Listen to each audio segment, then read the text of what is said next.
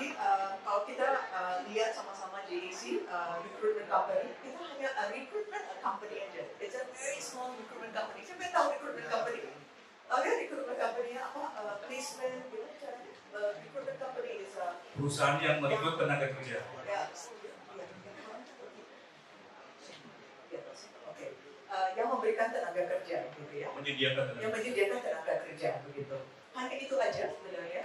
Tetapi yang saya rubah di sini adalah bagaimana membuat perusahaan yang punya pendanaannya atau awal capital cuma 100 juta. 100 juta murah ya kalau kita mau buka perusahaan ya, kayak gitu ya. Tetapi karena dengan menggunakan IT, teknologi dan punya SDM yang baik, akhirnya perusahaan ini bisa masuk IPO jadinya, jadi masuk ke TBK ya. Dan kebetulan bukan TBK di Indonesia, tapi ini TBK-nya di Jepang gitu. Nah akhirnya di tahun 2005 perusahaan ini akhirnya dari perusahaan yang cuma hanya berdana 100 juta plus doang aja, sekarang dinilai 10,2 triliun rupiah. Mungkin layernya dari situ aja dulu, jadinya saya bisa masuk dan bisa memberikan little bit mungkin experience saya. Jadi bukan sok-sokan, tapi cuma experience saja ya, jadinya experience saja. Mungkin ada yang bisa 1 atau 2 yang bisa dipakai untuk teman-teman kita di sini. Bahasa Indonesia saya bisa oke, right? Oke ya, gak ada masalah ya. Oke, good. No, I don't like to sing at all. Oke. Oke, nah sekarang yang saya ingin coba adalah sorry, where to go? Where should I go? Dibantu berjalan. Kita go anyway.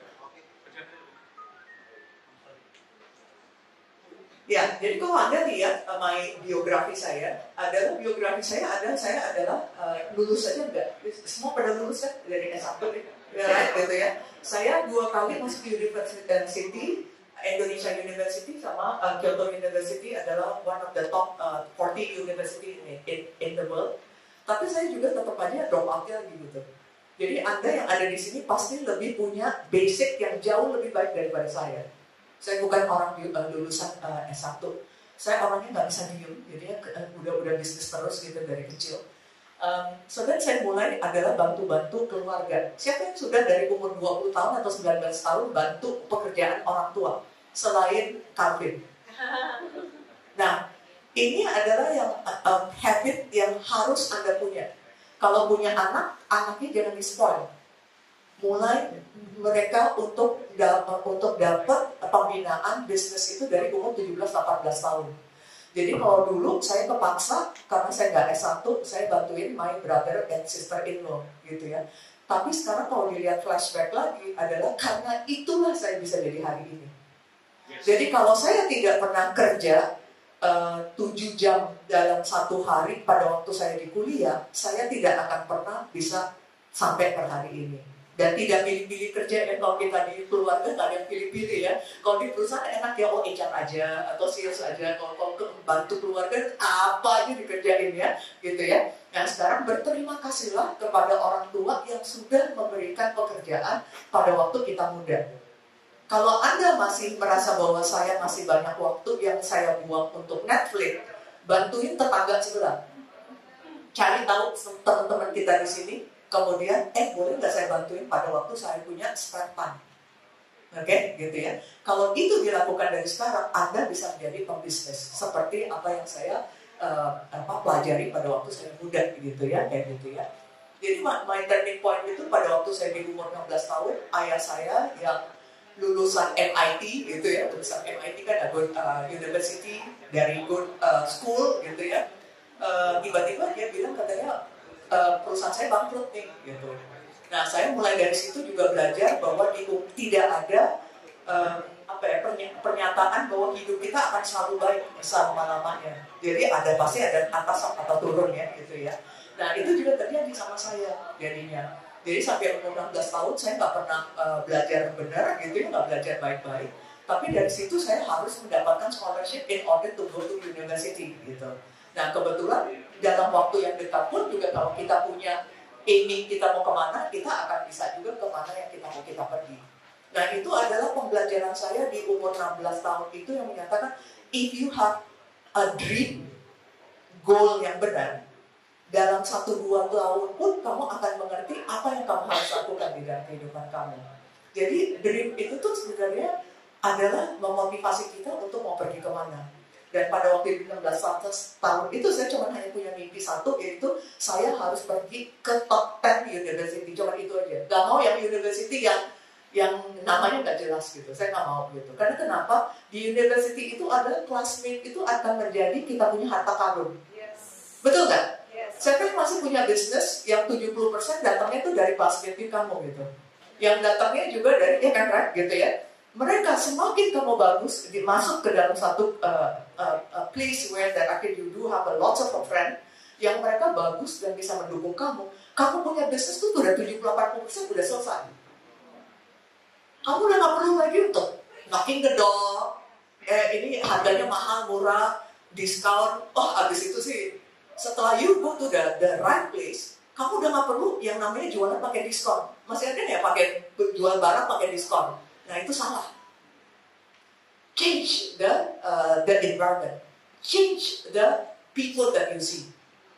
Ya gitu ya. Nah jadinya itu menurut saya adalah university atau tempat kita kerja atau tempat kita bermain itu penting. Seperti kita ada di Boblok di sini. Kalau mau pingin jadi Calvin, mau jadi Calvin, you harus deket-deket sama Calvin. Betul kan? Ya nggak gitu ya. Nah itu yang harus rubah. Kita nggak bisa merubah orang tua kita harus sekaya Bill Gates gitu. Tapi kita bisa merubah hari ini dan besoknya kita. Nah, berubahlah di lingkungan mana kita pergi gitu. Oke, good. Core skill saya headhunting karena kenapa bisnis ini adalah nggak pakai investasi. Kalau ini kan investasinya mahal ya, pakai harus ada tempat berapa miliar nih Pak, gitu ya. Aduh, saya nggak ada nih sama sekali. Jadi kalau mau doing bisnis ya bisnis services aja gitu ya. Nah, services yang paling murah dan tidak ada investasi itu sebenarnya manpower, gitu kan ya. Karena manpowernya ada di semuanya di sini, tinggal melakukan sistem dan macam-macam gitu ya. Nah itu saya mulai dari situ. Tapi awalnya saya mulai dengan bertiga dan berempat teman saya, tapi kayaknya nggak kemana-mana gitu, nggak skill gitu ya. Akhirnya saya lakukan ada pergi ke Singapura dan kemudian mencari partnership jadinya. Jadi kalau siapa yang suka ke Singapura, siapa yang ke Jepang, siapa yang ke... Nah, pada waktu nanti ke Jepang dan segala macam, cari different cara. Ke sana cari bisnis partner. Jangan cuma mainan aja. Oke, ya gitu ya. Jadi saya dari umur 17 tahun itu kalau pergi ke manapun juga, tiket saya itu akan bisa membawa 10 kali ROI. Karena kenapa? Karena dapetin bisnis baru, dapat bisnis partner baru gitu. Jadi saya nggak bisa yang cuma hanya 3 hari satu minggu pergi ke Jepang atau pergi ke Taiwan, terus begitu itu cuma cost doang. Ya, jadi tahu kan ya ngomong bicara liability sama bicara investment, tahu kan ya? Nah, jangan biasakan kita jadi liability dulu gitu. Kalau kita pergi ke luar negeri cuma main-main aja itu liability namanya. Oke, gitu ya. Nah, tapi kalau kamu ke sana kemudian cari business partner 1,5 hari aja buat appointment sama kira-kira yang di area kamu lah gitu ya. Kamu lakukan itu and then bisa gandeng dia ke Indonesia, itu menjadi investment. You know the difference, ya gitu ya. Nah jadi mulai dari sekarang cuma setiap kali mau minum ke Starbucks ini liability atau investment, liability atau investment. Starbucks saya punya kemampuan untuk ketemu sama ownernya, nggak ada kan ya? Kalau Starbucks cuma enak aja Starbucksnya kan. Kalau saya jadi kamu adalah saya mendingan ketemu ke Calvin dan minum di Boblok, makan di Boblok. Nah ini adalah investment. Oke. Ini bukan karena PR aja, ini Mang Buja, ini bosnya Mang Buja, ya gitu ya, Mang Buja ya, bosnya Mang Buja. Kalau saya mau minum sehat, saya nggak mau minum sehat ya, saya nggak tahu siapanya. Saya mendingan balik dari beliau, karena kenapa? Saya pasti ada pembelajaran di situ. Ini gratis pembelajarannya. Ya, beli sekalian 1 juta atau 2 juta. Ya, jadi supaya dapat networkingnya dia. 1 juta kecil. Main luar main 1 juta 2 juta, but liability, the difference is different. Jadi jangan lagi ke Starbucks, kecuali itu Starbucks milik kamu. Gitu ya. Oke, good. Oke, next berikutnya, thank you. Oke, saya sekarang sosiotek dan kebetulan saya juga memimpin Anggo Venture juga saat ini. Anggo Venture ini makanan seperti apa ya gitu kan? Makanan ini adalah membuat satu perusahaan yang bisa bersama-sama kita co-fundraising ya sama-sama ya gitu ya, co-fundraising sama-sama.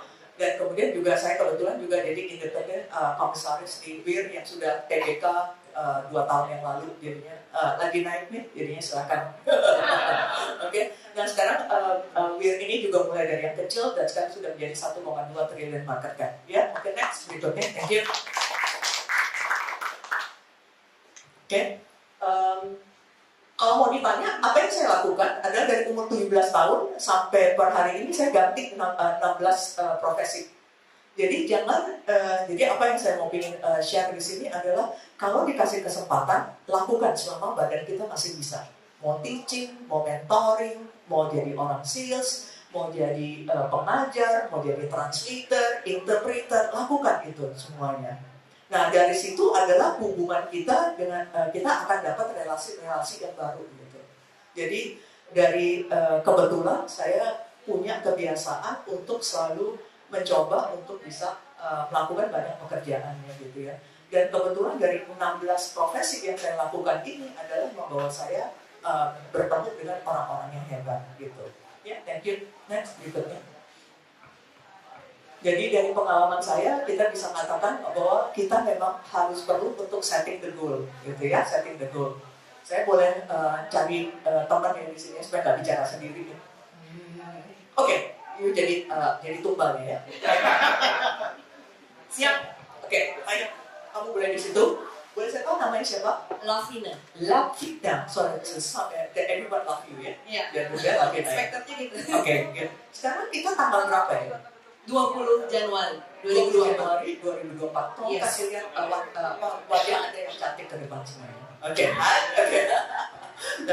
Nah, sekarang yang saya mau tanya adalah karena di Januari, di awal Januari, harusnya by the end of the year, kamu pasti punya dong yang namanya I want to ask you to do something by the end of the year of 2024. Yeah. Boleh sebutin nggak satu kalau bisa di-share apa? About my business. Apa aja terserah. Apa sih goal kamu by Desember 31, 2024 itu apa yang sih kamu mau lihat? I want to see my team grow ya.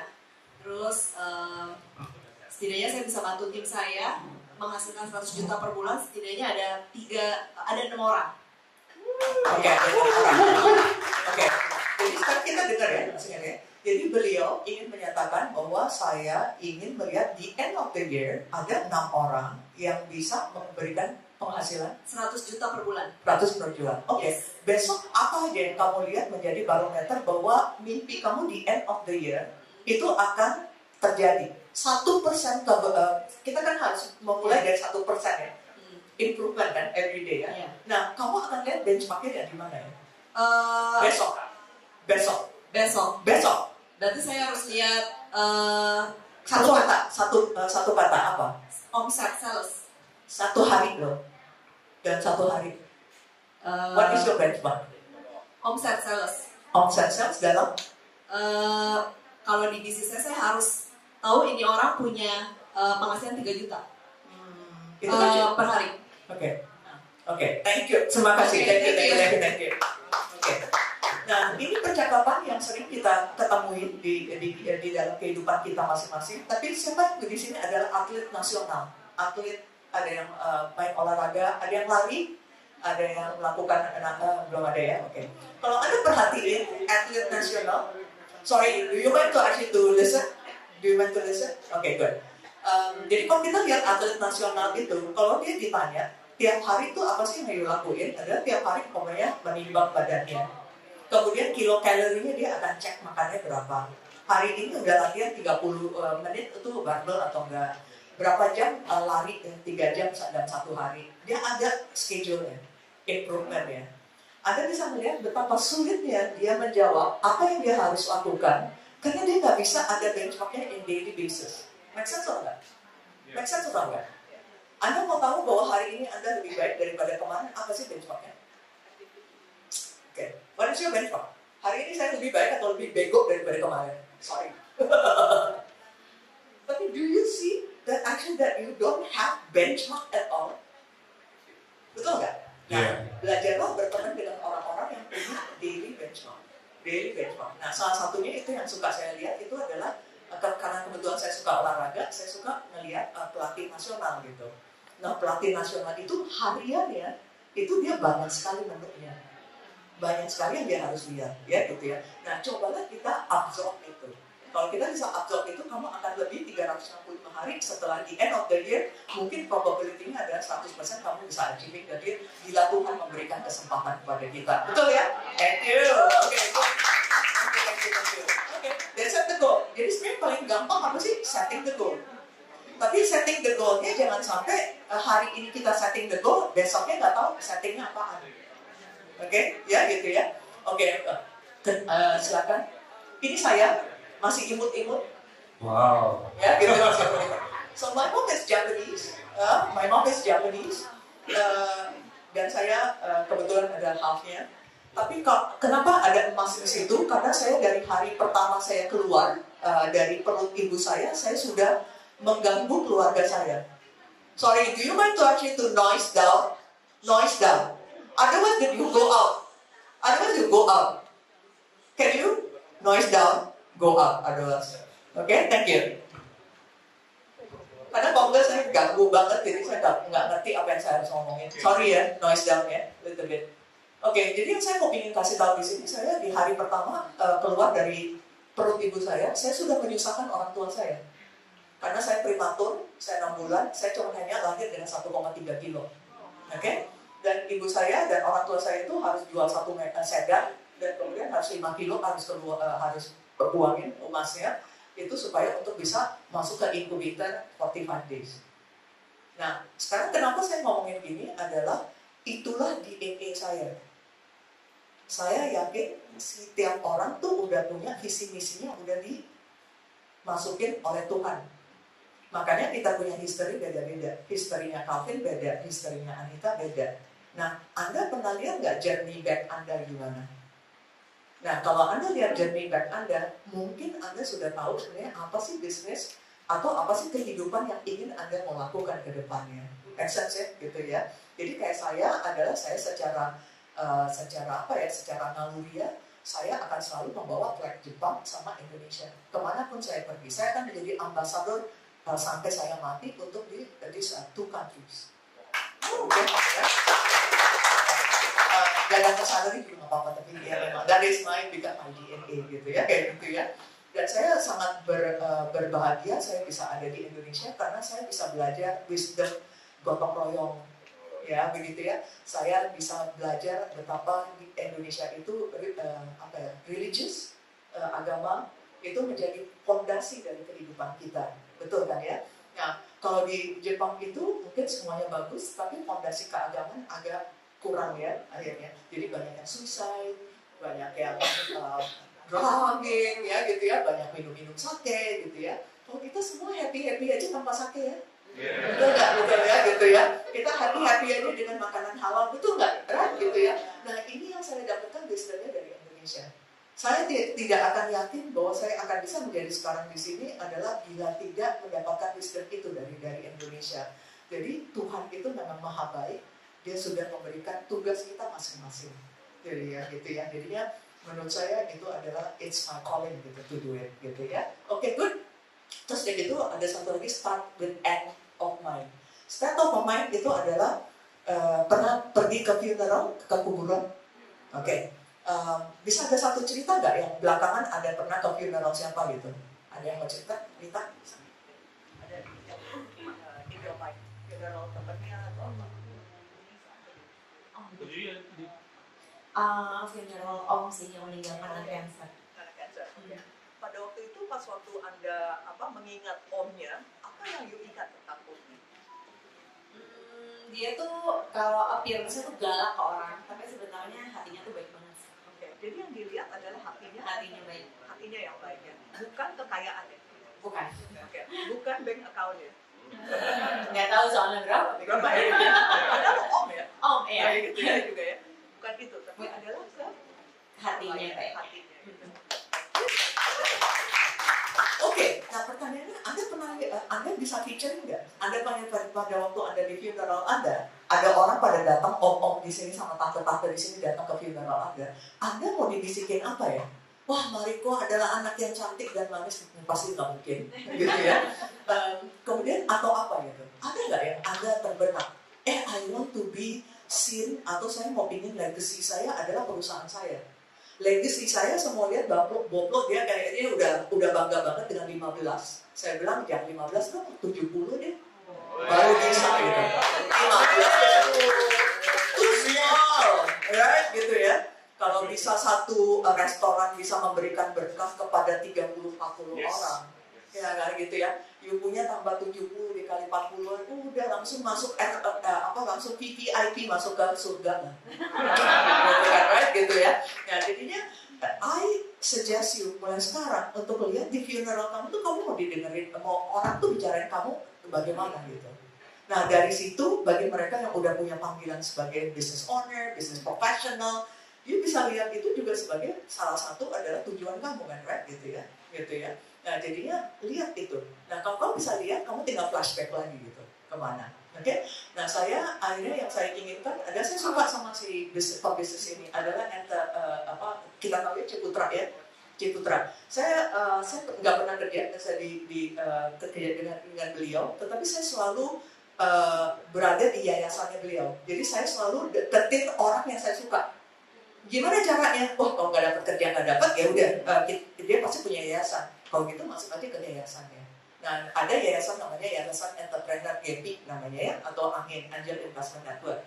Yang saya suka dari orang ini adalah entrepreneur. Dia bisa merubah sampah itu jadi emas.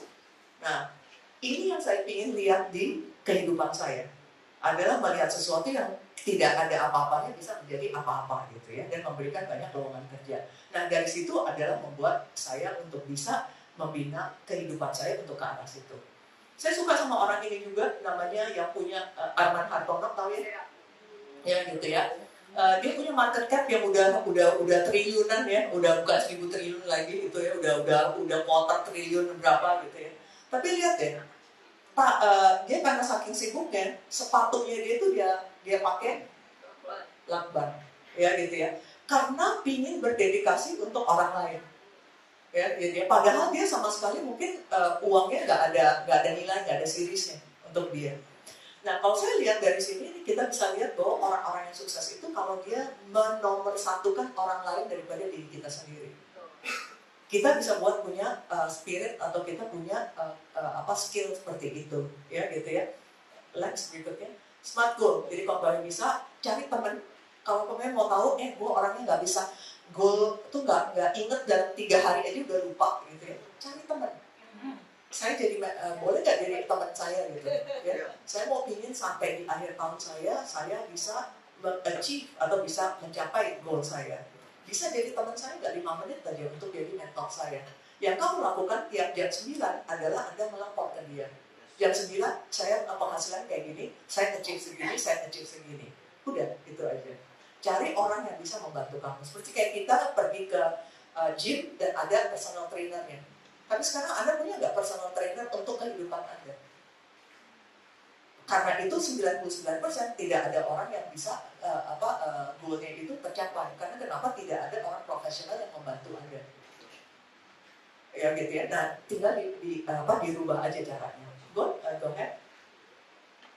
Ya jadi contohnya kayak gini. Jadi ada dari anak-anak saya yang jadi mentee saya, dia jam 9 dia akan terus mengkabarkan saya.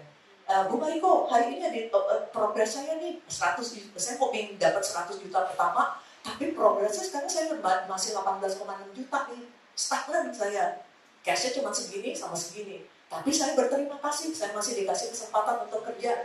Exercise saya ini yang saya lakukan. Kemudian saya baca buku supaya bisa besok lebih baik daripada hari ini. Jadi pembelajaran, ya gitu ya. Nah, lakukan ini 30 hari sampai 60 hari supaya kamu dapat habitnya. Jadi untuk change habit itu cuma hanya butuh 30 sampai 60 hari. Next. Ikigai, pernah tahu ya? Jadi ikigai ya, jadi ikigai ada apa yang kamu suka, apa yang kamu ingin lakukan. Tapi yang satu, ada dua hal yang perlu ditambah adalah apa yang dunia butuhkan dari Anda. Kalau Anda tidak melakukan kerjaan yang dunia butuhkan, thank you, dunia butuhkan, Anda akan bekerja rodi dan tidak ada uang yang akan balik ke Anda.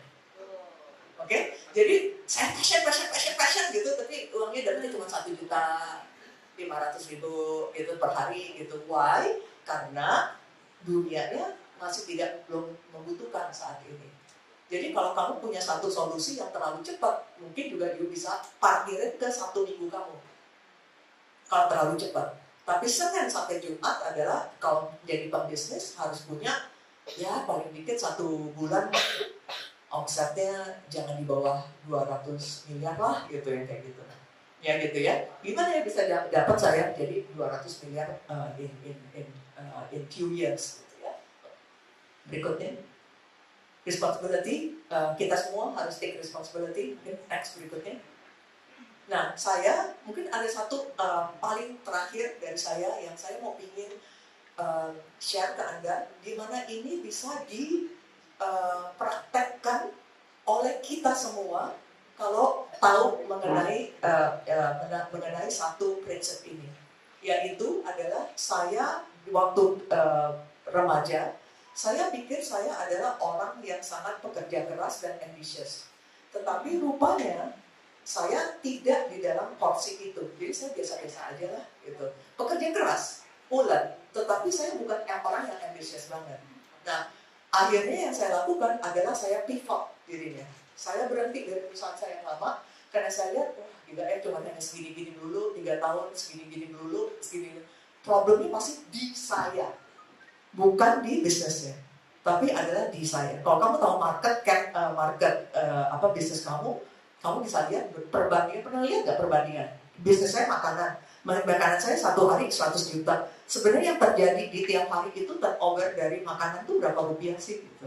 Kalau kamu bisa bandingin berapa persen sebenarnya porsi kamu tahu bahwa itu adalah waktu kamu adalah untuk menambah bisnis kamu atau sebenarnya istirahat sebentar.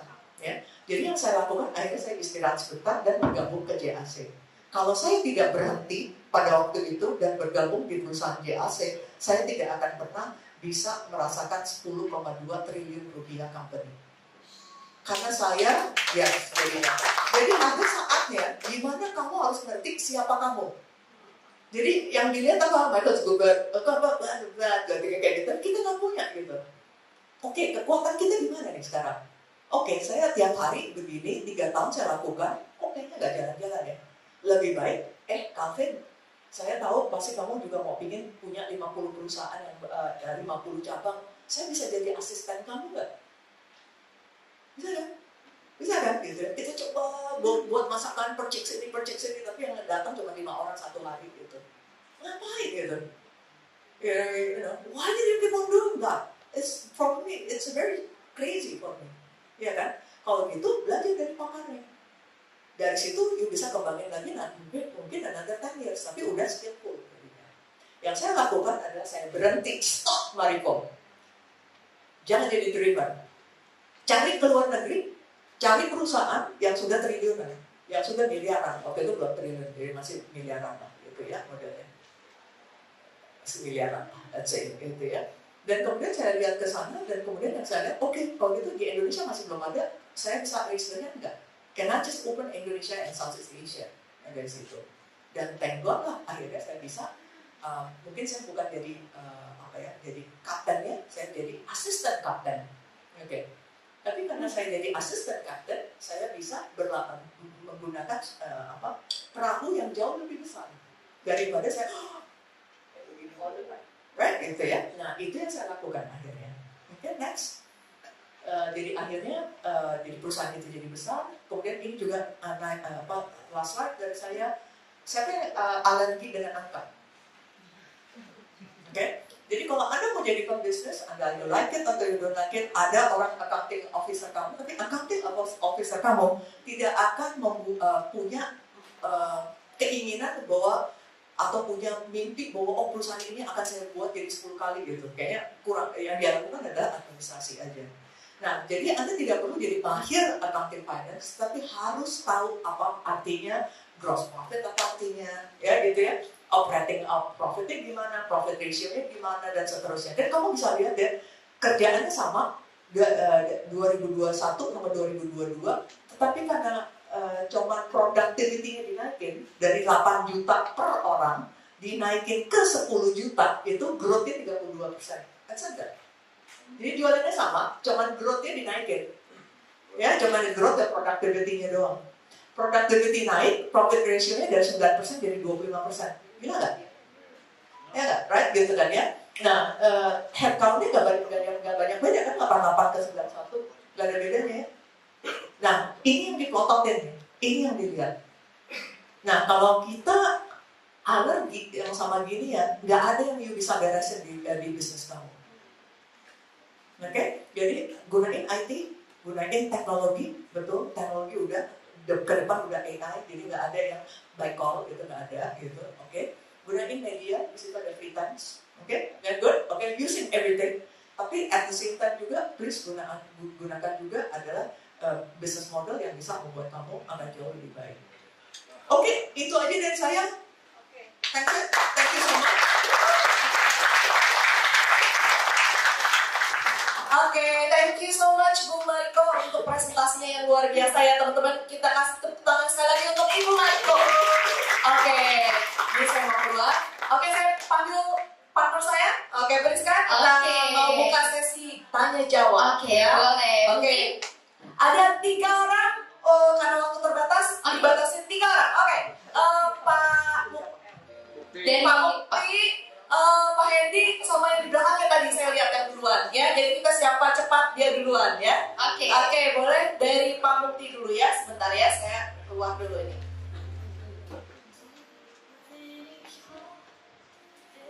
Selamat pagi Bu Mariko. Selamat pagi, terima kasih. Nama saya Mukti. Jangan susah-susah ya. Tanya aja. Nah, silakan. Maaf kalau saya bertanya mirip dengan Pak Hermawan Kertajaya. Oh, oke. Karena 18 tahun saya bekerja untuk Pak Hermawan Kertajaya. Agama dan etos kerja. Tahun 45 Jepang kalah perang. Betul. Indonesia sudah merdeka. Mewarisi infrastruktur dari Belanda. Listrik, air, jalan kereta api, jalan mobil, bendungan, segala macam kita punya. Ya, sedangkan Jepang hancur lebur. Ya, tapi kenapa negara kita yang sangat religius ini kok kalah diberkati ya dibandingkan Jepang? Diukur dari per kapita hasil per kapita GNP. Karena GNP di Jepang sudah puluhan kali atau boleh dibilang ratusan kali dari orang Indonesia. Nah, Ibu sebagai seorang yang hidup di 2 negara ini, 2 kultur, tolong katakan kuncinya ke kami. Orang Indonesia itu harus begini supaya bisa jadi produktif seperti orang Jepang. Nah, gitu ya Bu, udah susah tuh Bu. Thank you. Ya. Terima kasih. Ada lagi yang untuk Pak Mukti ya. Oke, mungkin jawaban saya dari observasi aja ya. Saya kebetulan saya tinggal di India, Indonesia sama Jepang jadinya. Saya lihat dari 3 ini, mungkin yang saya paling saya lihat adalah jumlah S1 yang keluar dari Indonesia sampai per hari ini dari kelas apapun juga hanya 6%. Hanya 6% dari Indonesia ini adalah baru keluar S1. Dimana if you compare to Japanese adalah boleh dikatakan udah 90%, 95%. Oke, ya gitu ya. Jadi it's very high gitu in many ways. Jadi waktu Anda mau meeting pun, mau bicara pun juga Anda udah menggunakan standar yang berbeda gitu sama sekali. Oke. Kemudian yang kedua adalah ini you can take it as a plus or minus juga boleh silakan. Tapi di Jepang ini banyak orang yang bekerja di corporate. Oke, corporate itu apa yang bagus adalah corporate itu dipaksa oleh pemerintah untuk membayar BPJS, membayar banyak facilities yang diharuskan gitu ya. Jadi orang-orang tersebut itu adalah mereka bekerja dengan perasaan aman dan nyaman. Dia nggak perlu harus korupsi, dia nggak perlu harus pindah kerja tiap tahun. Indonesia begitu ya, ya gitu ya, gitu ya. Jadinya begitu banyak sebenarnya external factor yang kalau saya tanya kenapa sih you have to leave the company, external factornya begitu banyak. Dan kemudian karena demand dan supply-nya jelek sekali di Indonesia, yang akhirnya yang terjadi adalah ada rebut-rebutan gitu ya semuanya. So then every day kalau saya lihat tuh di Indonesia itu lebih banyak ngomongin soal internal problem daripada ngomongin mengenai klien atau expansion, betul nggak? Iya. Perusahaan tahu kan semuanya ya. Nah itu jadi selalu all on the problem. Jadi kalau saya mau bisa jawabin pertanyaan Anda adalah kita harus berantas kemiskinan intelektual di Indonesia. Itu yang utama ya. Itu nomor satu. Kalau itu udah naik, dia pasti akan memberikan GDP yang lebih baik karena mereka punya kemampuan untuk bekerja di mungkin di umur 30 tahun udah bisa menghasilkan 20 juta, 30 juta. Tapi kalau semua teman kita yang di bawah S1 semuanya Gojek driver, how much is that receive the money, man? Ya kan? Kalau dan mereka tidak punya akses ke perbankan.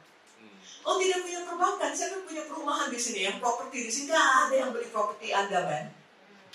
Jadi sebenarnya itu semua adalah siklus jadinya. It's an economy secara global.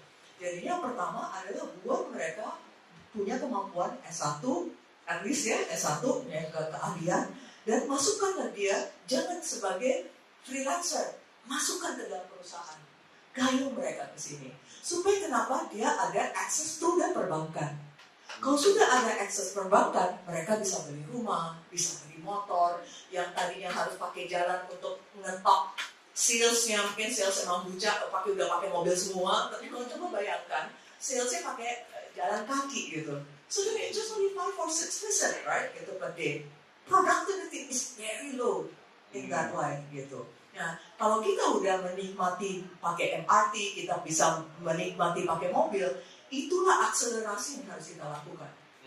Gitu. Jadi, kalau melihat kanan kiri, sebelah kita, depan belakang kita, semua anak-anak itu ada di bawah S1, kita harus kebetulan saya juga di kitabisa.com buat campaign gimana cara anak-anak ini bisa masuk ke university. Gimana caranya dia bisa masuk ke education yang lebih baik. Kita nggak bisa selesaikan within probably 10 years, tapi anak-anak Anda akan melihat Indonesia yang jauh lebih baik, Pak. Itu saya. Jadi standarnya naik, Pak. Itu kalau bisa, itu standarnya naik. Terus kalau bisa tendang mereka ke summer school atau ke internship di tempat lain. Karena itu pembelajaran yang paling baik lah, yang menurut saya bisa disiplin, bisa macam, segala macam. Nah, tendang mereka jangan dikasih banyak startup expenses di sini. Tendang mereka buat mereka agak capek dikit. Oh, jadi cari uang tuh sesusah ini ya, gitu ya. Dan dia become a global talent ya, in many ways ya. Nah, setelah dia global talent, balik lagi ke Indonesia dan berbakti lah kepada Indonesia. Yes. Luar biasa ya. Oke. Pertanyaan kedua dari tadi Pak Hendy ya, yang katakan dulu ya. Halo, Noriko. Yes, halo. Ya, aku pernah ketemu kita di NLP Pak Hing. Yang mastery. Terima kasih. Keren banget. Terima kasih. Aku tertarik banget sama yang tadi tentang journey, ya kan, flight journey. Terus gimana sih ceritanya akhirnya bisa realize dari 16 gagal di kerjaan, akhirnya bisa dapat ikigainya itu yang satu. Terus yang kedua, mindset, daily activities sama cara achieve goal-nya Mariko gimana gitu sampai akhirnya jadi sekarang keren banget sukses gitu. Oke. Yang nomor 2 aja gampang ya. Jadi saya gampang yang nomor 2 yang saya ingat aja ya at this moment gitu ya. Saya orang suka main angka dan saya suka main saham. Jadi saya tahu banget BCA itu market cap berapa, Indofood market cap berapa gitu ya, udah di luar kepala ya gitu ya. Dan saya selalu bertanya ke diri saya, saya kok capek banget ya jualan ini itu kok nggak kemana-mana gitu larinya gitu. Nah di situ yang membuat saya jadi lebih jelas sebenarnya kalau kita mau do bisnis, ya kalau mau cebur aja sekalian, otherwise we are going to have a problem all the time dengan funding gitu ya kayak gitu. Nah jadi end goal saya udah tahu bahwa saya mau bikin do something yang which is that making the company to go to IPO. Udah, oke ya? Ke situ udah jelas ya gitu ya. Terus kayak gitu gimana dicangkit down Jadi di Cangkito tuh dipotong-potong dalam 10 tahun. Kamu harus cangkit down. Karena kalau nggak bisa cangkitan, kamu nggak bisa hidup. Dari 10 tahun itu kamu cangkitan lagi ke per bulan gitu. Oke? Kebetulan di sini ada teman saya, HR specialist, namanya Aida ya. Kalau belajar mengenai HR, yang pokoknya let's say di satu company saya di Anglo Venture ini adalah saya cuma hanya buat aja simple simulation adalah 1 tahun saya harus investasi 26 perusahaan. Kalau 26 dibagi 12 berapa? 2 lebih. Oke, dan 2 perusahaan berarti harus dilakukan closing deal-nya per tiap 15 hari. 15 hari udah tahu dong rencana kerjanya harus ngapain kan? Dari untuk bisa closing one deal berapa 20 perusahaan yang mungkin kamu harus evaluasi kan, let's say. Nah, udah dapat ya nomor-nomornya ya. Nah, yang dilakukan adalah lakukan secara formula itu. Seperti Anda makan 3 kali sehari. Siapa yang bisa makan 3 kali sehari? Udah bisa ya? Nah, gitu. Lakukan itu di bisnis Anda. Oke. Nice. Oke. Terus yang kedua adalah mengenai ikigai. Menurut saya ikigai saya itu adalah tidak bisa saya lihat dari the first pekerjaan ya. Jadi itu adalah selalu proses. Dan sampai sampai per hari ini saya masih proses. Jadi saya boleh katakan bahwa saya akan feel successful dan feel wah saya udah mencapai itu jalan saya dengan baik itu mungkin di umur 100 kali ya. Jadi saya masih perjalanan. Dan you mungkin akan kaget juga tanya aja Aida, saya masih bekerja dengan 10 perusahaan menjadi asistennya dia, di mana bos-bos saya umurnya 31 tahun. Wow. Dan saya digaji cuma 5 juta per bulan. Wow. Gitu ya. Tapi kenapa? Karena saya mau belajar. Saya takut bahwa saya terlalu jadi very eksklusif banget gitu ya. This is what I have done. This is what I learned. Bosnya salah satu di sini. Jadi harus tahu tahun ini saya mau pingin masterinya apa gitu. Saya mau pingin jago di mana gitu.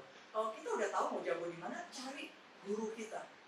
Kalau tahu guru kita kemana, you tanya ke dia, saya boleh internship nggak? Soalnya bisa apprentice nggak? Boleh nggak jadi tukang bawa barang Anda lah gitu. Ya, so mendekatilah dia. Nah kalau kamu bisa lakukan itu adalah it's a way for you to actually be in the final. Jadi saya masih proses Pak, jadi belum nyampe ke ikigai saya Pak. Saya masih journey saya Pak. Nah, tadi kalau misalkan mindset sama daily activities-nya sehari-hari itu yang sebelumnya yang bikin Mariko booming gitu loh. Itu gimana sih? Gitu. Kan kita pengen tahu dari mindset-nya gitu, dari activities-nya gitu. Soalnya keren banget. Oke. Daily itu gampang. Sebenarnya pertanyaan adalah, let's say hari ini kita ada teman-teman kita di sini, itu semua orang-orang hebat kan ya di sini. Anda pasti ada punya habit yang ingin Anda copy dari Anita. Dua habit ini. Tanyalah ke Anita. Nanti Anita, resepnya gimana sih jadi orang baik? Resepnya gimana sih jadi orang sepintar kamu sama secakap kamu gitu. Ya kan, right, gitu ya. Nah, itu lakukan kayak gitu. Kemudian tanya lagi ke Pak Calvin juga. Tanya lagi ke Ibu Martina. Tanya lagi ke Aida yang jago di HR. Ya, gitu ya. Nah, you pelajarin itu. Nah, itu yang kamu ramuk ke dalam kamu punya 1 tahun kamu punya daily life kamu. Gitu. Jadi, kamu harus picturing dulu, want to be-nya kemana? Want to be-nya kemana? Dan siapa yang punya master itu?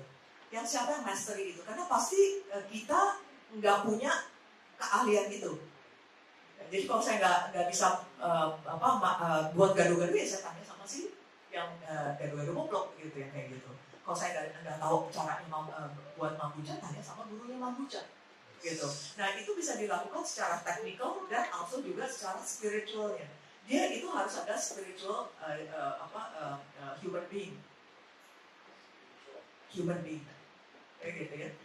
Spiritual human being adalah sebelum Anda menjadi seorang profesi kan kita selalu pikir profesinya ya skillnya yang harus di skill up gitu all the time. Itu kan harus ada soft skillnya ya.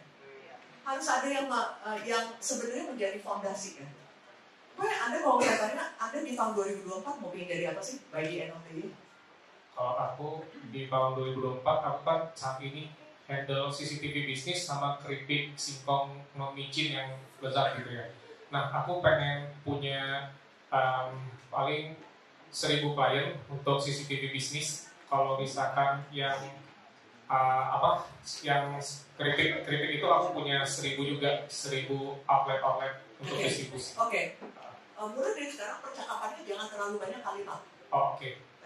Go to 1000 klien kritik, 1000 CCTV. Oke. Apa yang kamu lakukan mulai dari 365 hari ini? Gimana cara benchmarkingnya? Kapan kamu boleh tidur? Kapan kamu boleh bermain? You got it? Oh, keren. Thank you. You got it, right? Thank you. Oke, karena waktu habis pertanyaannya 2 jam ya. Nanti akan ada sesi networking, jadi mungkin untuk yang masih mau bertanya sama Bu Mariko bisa di bagian break ya. Di sini akan ada sesi break, tapi sebelum break kita ada